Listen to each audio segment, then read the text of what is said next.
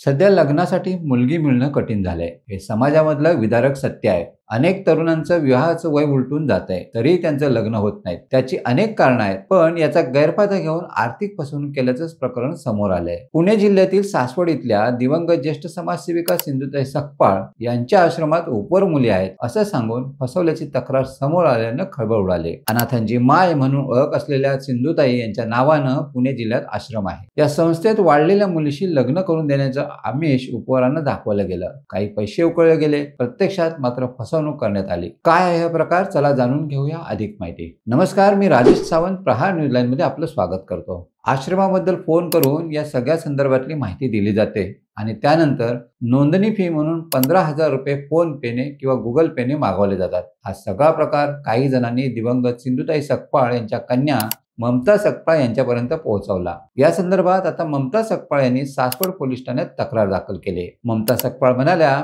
जेव्हा लग्नासाठी मुली असतात त्यावेळी आपण बायोडाटा मागवतो आणि त्याची छाननी करतो, त्यानंतर आम्ही मुलींचा विवाह करतो। त्यामुळे सोशल मीडियावरील कोणत्याही अफवांवर विश्वास ठेवू नका। माझी सगळ्यांना विनंती आहे की तुमच्या आसपास जर कोणी अशा पद्धतीने कोणाची फसवणूक करत असेल तर तो प्रकार लगेच उघडकीस आणा, असंही ममता यांनी आवाहन केलंय। आमच्याकडे लग्नासाठी मुली नाहीत, त्या लहान आहेत, अजून त्यांचं शिक्षण व्हायचंय। आमच्याकडे मुलींचा बाजार नसतो, आमच्याकडे 3 वर्षासाठी कोणतीही मुलगी उपलब्ध नाही। आश्रमाच्या नावाने फसवणूक व बदनामी खपवून घेतली जाणार नाही। या संदर्भात सायबर सेलकडे तक्रार करणार आहे। या फसवणुकीसंबंधी ममता सकपाळ यांनी सासवड पोलिसात तक्रारपत्र दाखल केले। स्क्रीनशॉट्स आणि कॉल रेकॉर्डिंगचे पुरावेही पोलिसांना सादर केले। याची सखोल चौकशी व्हावी आणि माईंच्या नावाचा गैरवापर करणाऱ्यांवर कठोर कारवाई व्हावी अशी मागणी त्यांनी केली। तुम्हाला ही माहिती कशी वाटली कमेंट्समध्ये नक्की कळवा आणि अशाच नवनवीन व्हिडिओ पाहण्यासाठी प्रहार न्यूज लाईन चॅनलला लाईक, शेअर आणि सबस्क्राईब करायला विसरू नका। धन्यवाद।